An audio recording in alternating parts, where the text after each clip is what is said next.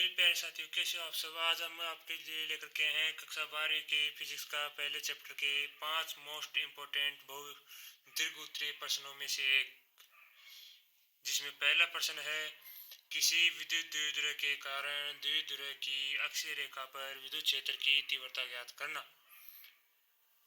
मेरे प्यारे साथियों, इसका अंक भार होने वाला है बोर्ड एग्जाम की दृष्टि से 4 नंबर और बिल्कुल आसान सा सवाल है। चलो हम अब इसे देखते हैं, जिसके लिए हमें लेना होगा एक द्विध्रुव। तो द्विध्रुव की परिभाषा तो आपको आती होगी। द्विध्रुव हम उसे कहते हैं, द्विध्रुव की परिभाषा है दो आवेश जिनका परिमाण समान एवं प्रकृति विपरीत हो तथा दोनों आवेशों के बीच की दूरी अल्प हो, ऐसा निकाय द्विध्रुव कहलाता है। ऐसे मान लो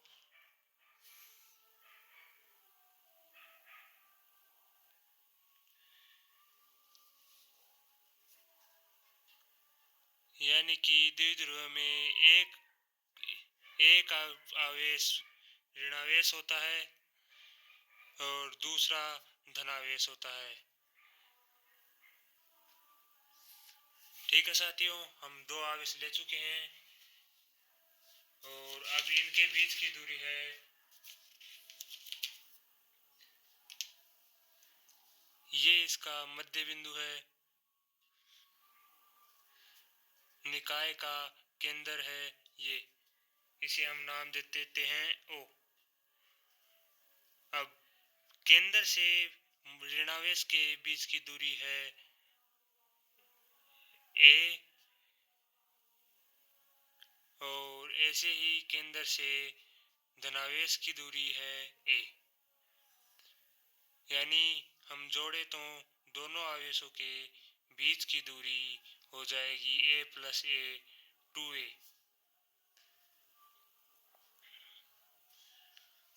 प्यारे साथियों, ध्यान से देखना ये डायग्राम कैसे बनाना है, बहुत इजी है और ये 4 नंबर का क्वेश्चन होने वाला है, तो थोड़ा ध्यान से देखना।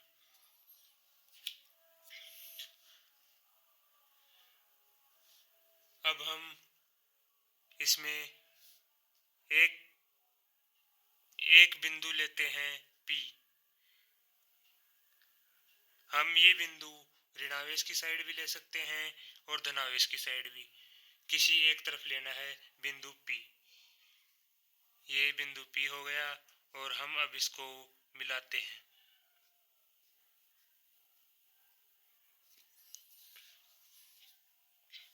चलो हम इसको मिला देते हैं।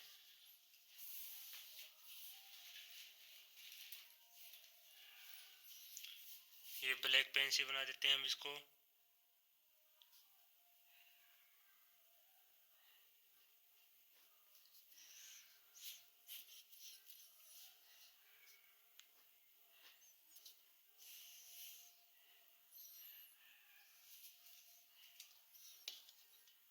ये हम इसको बिंदु P से मिला देते हैं और अब केंद्र से एक दूरी और मिली हमें, जो है द्विध्रुव के केंद्र यानी O से P के बीच की दूरी हम R लेते हैं। यानी कि हमें ये P जो बिंदु है ये द्विध्रुव के केंद्र से R दूरी पर स्थित करना है। ठीक है दोस्तों, इतना समझ में आ गया। चलो अब आगे देखते हैं।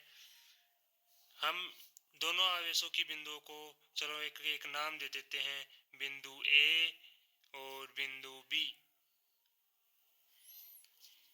ठीक है दोस्तों, अब हम एक दूरी देखते हैं -Q से P के बीच की। तो हम ये दूरी निकालेंगे तो ये हो जाएगी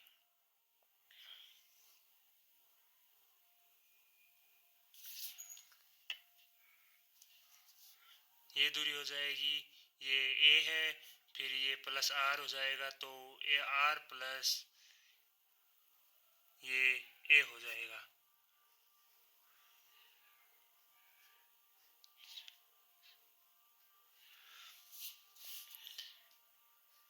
आर प्लस ए दूरी हो गई। और इसी प्रकार हम माइनस ये प्लस क्यू से लेंगे तो ये हो जाएगा, इस आर में से ए को घटा देंगे तो ये बचेगा आर माइनस ए। ये दोस्तों हमारा डायग्राम लगभग पूरा हो चुका है। अब हम यहाँ पर देखते हैं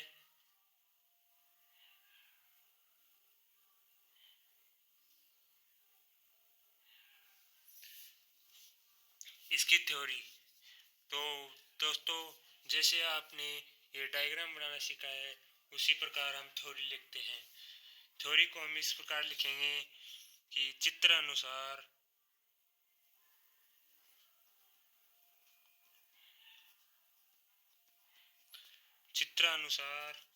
एक द्विध्रुव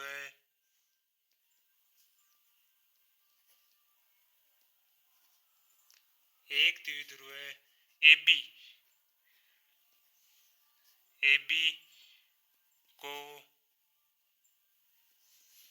दर्शाया गया है। देखिए दोस्तों यहाँ पर द्विध्रुव है माइनस क्यू से प्लस क्यू और हम इसको दर्शा रहे हैं ए बी से। तो यहाँ पर लिख दिया कि चित्र अनुसार एक द्विध्रुव ए बी को दर्शाया गया है और द्विध्रुव की मध्य बिंदु ओ है। तो हम यहाँ पर लेते हैं द्विध्रुव के की मध्य बिंदु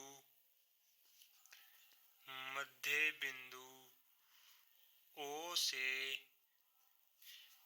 आर दूरी पर। दोस्तों हमने बिंदु पी जो है ये के मध्य बिंदु ओ से आर दूरी पर रखा है, इसलिए हम लिख रहे हैं कि द्विध्रुव की मध्य बिंदु ओ से आर दूरी पर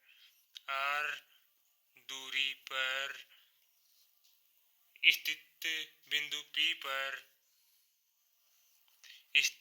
आर दूरी पर स्थित बिंदु पी पर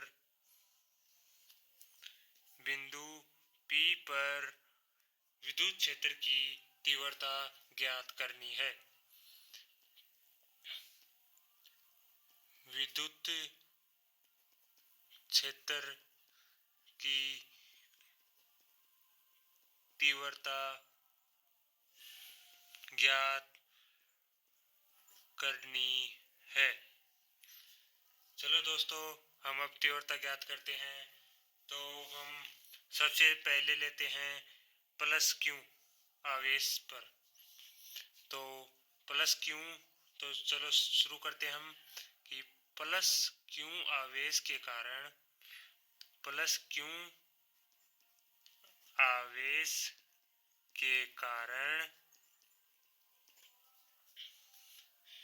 विद्युत क्षेत्र की तीव्रता।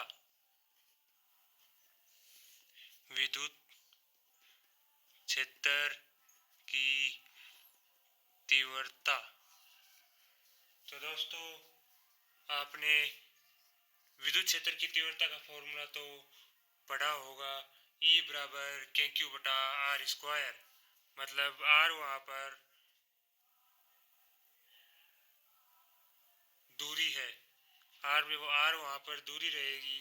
तो प्लस क्यू आवेश के कारण विद्युत क्षेत्र की तीव्रता जो है बिंदु P पर रहने वाली है। तो हम यहाँ पर लेंगे ये विद्युत क्षेत्र की तीव्रता को हम E से व्यक्त करते हैं दोस्तों। और प्लस क्यू के कारण ले रहे हैं तो बिंदु B पर है तो E B से हम इसको व्यक्त करने वाले हैं। और इसका फॉर्मूला होता है के क्यू आवेश यहाँ पर क्यू आवेश का मान एक क्यू है तो क्यू ले लेंगे के क्यू बटा आर। यहाँ पर आर का मान होगा आर माइनस ए का होल स्क्वायर, यानी कि दोस्तों ये इसकी दूरी हो जाएगी आर माइनस ए का होल स्क्वायर। ठीक है दोस्तों, इसी प्रकार हम माइनस क्यू आवेश के कारण लेते हैं तो यहाँ पर हो जाएगा माइनस क्यू आवेश के कारण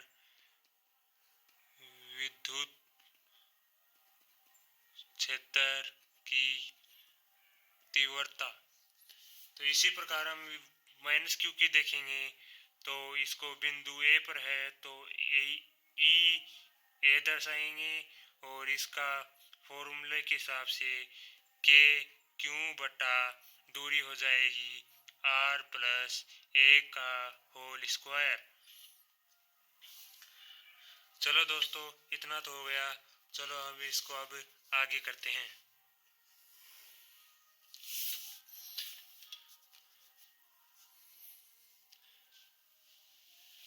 तो आपने परिणामी विद्युत क्षेत्र की तीव्रता निकालनी है दोस्तों। अब यहाँ पर बिंदु P पर निकालेंगे तो यहाँ पर हो जाएगा बिंदु P पर परिणामी विद्युत क्षेत्र की तीव्रता। पहले दोस्तों अब हम विद्युत बिंदु P पर दोनों की निकालेंगे तो यहाँ पर होगा अधिक में से कम को घटाना। तो अब दोस्तों यहाँ पर ध्यान देने वाली बात यह है कि इन दोनों में से बड़ी संख्या कौन सी है। तो ये देखो कि बटे के अंदर छोटी संख्या है r माइनस ए और ये बड़ी है r प्लस ए। तो बटे में जो छोटी संख्या है उसका रियल मान बड़ा होगा, उस हिसाब से हम लें तो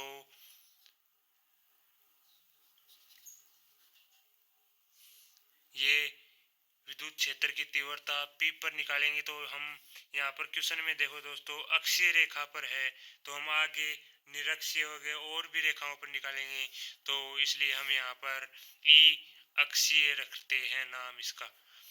आप इसे EP भी रख सकते हैं, मैं यहाँ पर ले रहा हूँ E अक्षीय बराबर लेंगे अधिक होगा यहाँ पर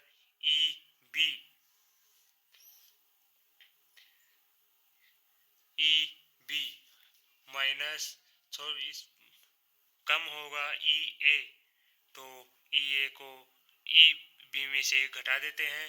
तो चलो अब यहाँ पर EA और EB का मान रखते हैं दोस्तों। ये हो जाएगा EB का मान है K क्यू बटा R माइनस ए का होल स्क्वायर माइनस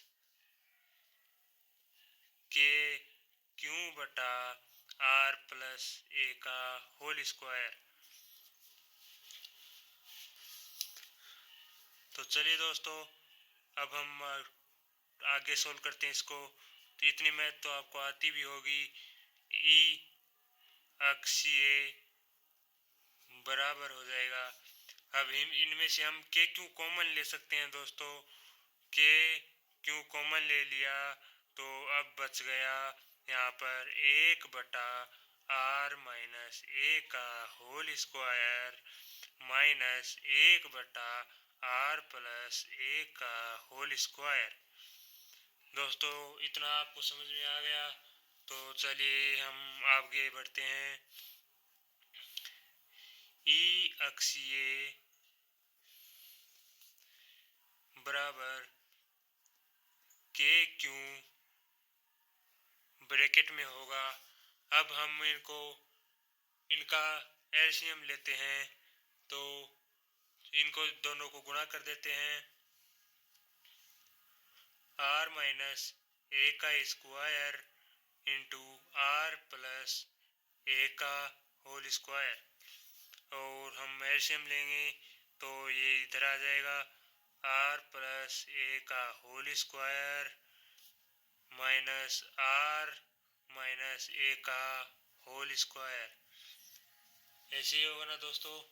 चलिए हम आगे बढ़ते हैं, हम इसको आगे सोल्व करते हैं। तो यहाँ पर दोस्तों कुछ फॉर्मूले लगेंगे मैथ्स के, वो आपको यहाँ पर लिखवा देता हूँ। ये होंगे, पहला फॉर्मूला होगा a प्लस बी का होल स्क्वायर का और a माइनस बी का होल स्क्वायर का। ठीक है दोस्तों, चलो अब हम करते हैं आगे। इनका फॉर्मूला क्या होगा, A square plus B square plus 2ab, और इसका हो जाएगा A square plus B square minus 2ab। ठीक है दोस्तों, अब हम इसको सोल्व करते हैं आगे। इन फॉर्मूलों को इन इक्वेशंस में लगाते हैं तो ये हो जाएंगी ई अक्षीय बराबर के क्यू ब्रैकेट में हो जाएगा। यहाँ पर हम इसको रखते हैं, यहाँ पर ए प्लस बी का रखेंगे तो r square plus a square plus 2RA, फिर माइनस कोष्टक में हो जाएगा r square plus a square minus 2RA, बटे में हो जाएंगे। दोस्तों यहाँ पर एक फॉर्मूला और लग रहा है, ये यहाँ पर हो जाएगा, ये हो जाएगा a minus b into a plus b. तो देखो दोस्तों, ये स्क्वायर दोनों पे हैं तो हम इसको दो बार गुणा कर सकते हैं। इसके लिए आधार आ जाएगा A R minus A into R plus A, तो इसका फॉर्मूला बनता है A square minus B square.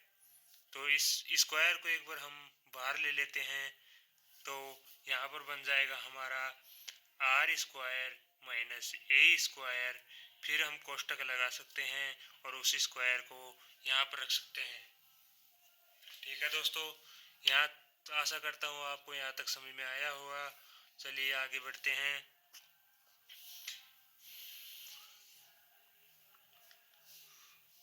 अब देखो, हम इसको ये निशान चेंज करेंगे तो कोष्टक हटाएंगे तो निशान चेंज हो जाएगा। इस कोष्टक को हम यहाँ पर हटाते हैं, तो एक बार के लिए तो यहाँ पर कोष्टक रहने दो, अगले स्टेप में उठा देते हैं। ये हो जाएगा के क्यू, ये हो गया r square plus a square plus 2RA minus r square minus A square plus 2RA, बटे में हो गया आर स्क्वायर माइनस ए स्क्वायर का होल स्क्वायर। ठीक है दोस्तों, तो अब ये हो जाएगा आर स्क्वायर प्लस से माइनस कट गया, ए स्क्वायर प्लस से माइनस कट जाएगा। अब बचेगा ई अक्षीय का मान हमारे पास बच गया है, के क्यू कोष्टक में बच गया 2RA प्लस 2RA बराबर 4RA हो जाएगा। तो 4RA बटा आर स्क्वायर माइनस ए स्क्वायर का होल स्क्वायर। चलो दोस्तों, हम अगले स्टेप में चलते हैं। तो देखिए दोस्तों, हमारे पास अभी जो बचा था वो है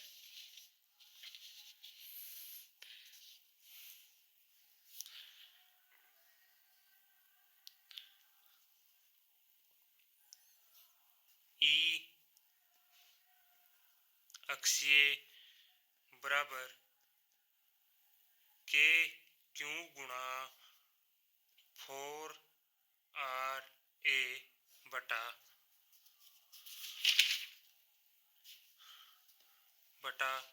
आर स्क्वायर माइनस ए स्क्वायर का होल स्क्वायर। ठीक है दोस्तों, तो अब हम आगे बढ़ते हैं। इसके लिए इसको नेक्स्ट स्टेप में बढ़ाने के लिए तो हम देखो दोस्तों, 4 को हम 2 गुणा 2 कर सकते हैं। ठीक है दोस्तों, तो हम अगले स्टेप में इसको ऐसे ही खोलेंगे, ई अक्षीय बराबर के क्यू गुणा 2 गुणा 2A गुणा आर बटे आर स्क्वायर माइनस ए स्क्वायर का होल स्क्वायर हो जाएगा। तो देखो दोस्तों, इसी प्रकार आपने एक पीछे फॉर्मूला पढ़ा होगा, P बराबर Q गुणा 2A। P बराबर Q गुणा 2A।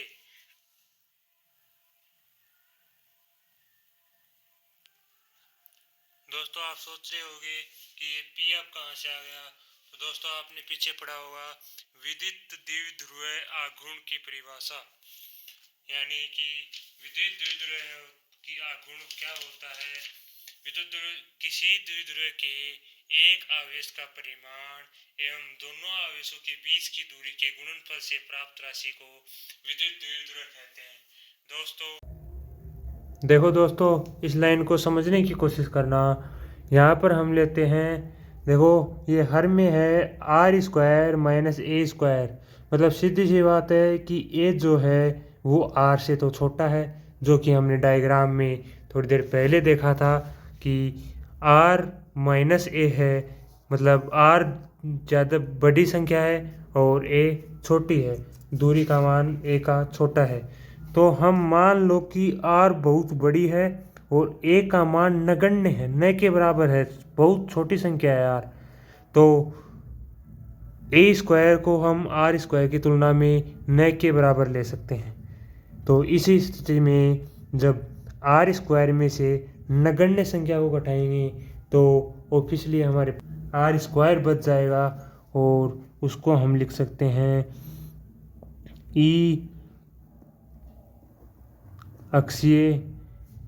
देखो हम नगण्य लेते हैं तो आर स्क्वायर में से नगण्य संख्या को घटाएंगे तो आर स्क्वायर बचेगा और उस आर स्क्वायर का हम स्क्वायर करेंगे तो घातें हमेशा गुणा होती हैं।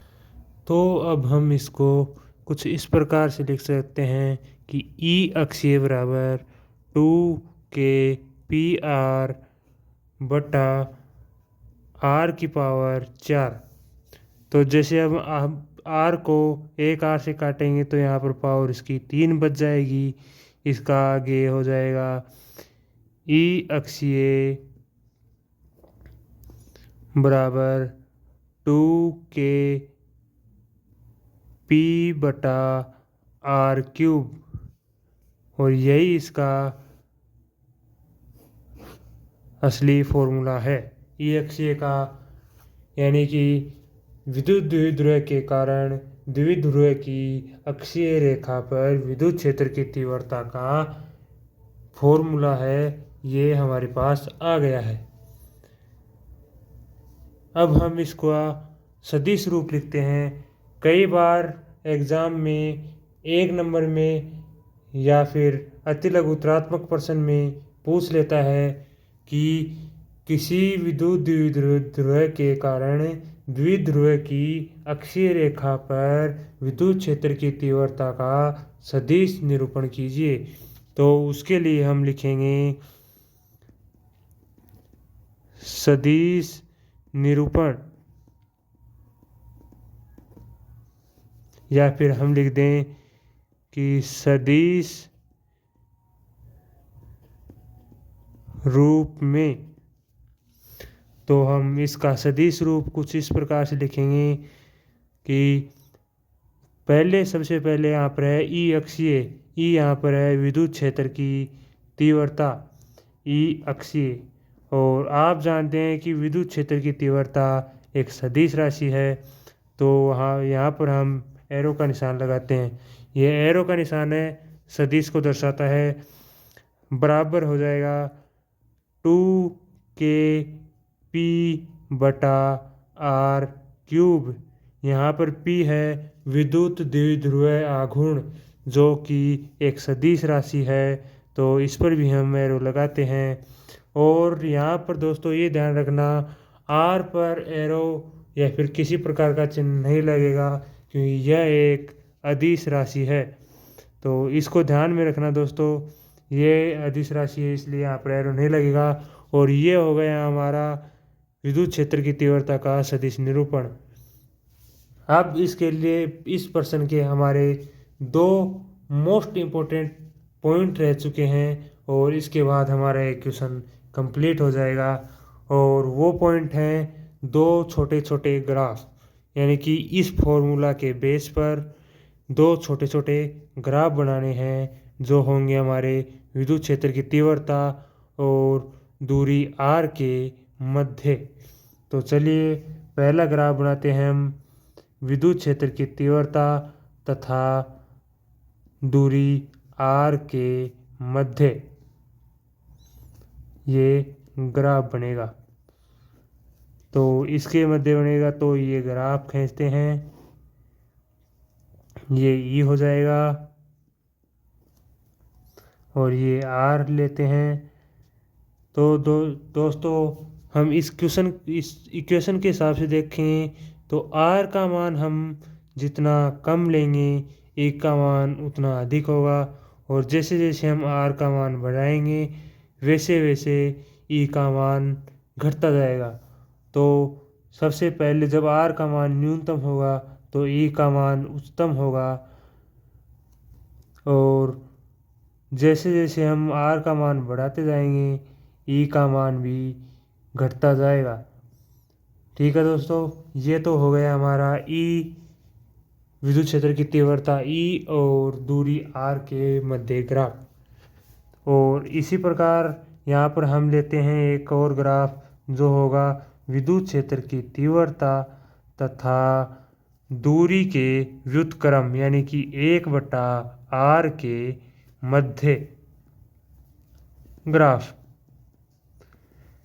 जो कि एक समानुपाती का ग्राफ प्राप्त होता है। समझाने के लिए हम देखते हैं, समझने के लिए दोस्तों ये रफ कार्य इधर करते हैं और इसको समझने की कोशिश करना दोस्तों। जैसे कि यहाँ पर E बराबर जो है 2kp गुणा 1/r³ है। चलो यहाँ पर क्यूब को हटाते हैं, यहाँ पे हमें 1/r देखना है, तो 1/r के बराबर है, यानी कि 1/r का मान यदि हम 0 रखते हैं, इसका मान यदि हम 0 रखेंगे तो E का मान भी 0, और जैसे जैसे हम इसका मान बढ़ाएंगे वैसे वैसे इसके गुणा में लग के इसका भी मान बढ़ता जाएगा।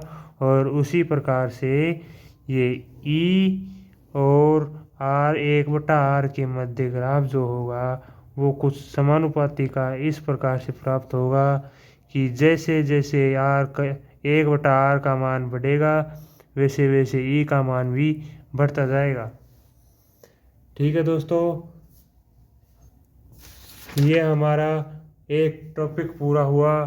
हमारे 4 नंबर का ये टॉपिक जो है कंठस्थ हो कर लेना, ये मोस्ट इम्पोर्टेंट है। और यदि आपको क्लास अच्छी लगी हो तो लाइक शेयर और सब्सक्राइब करना मत भूलना दोस्तों।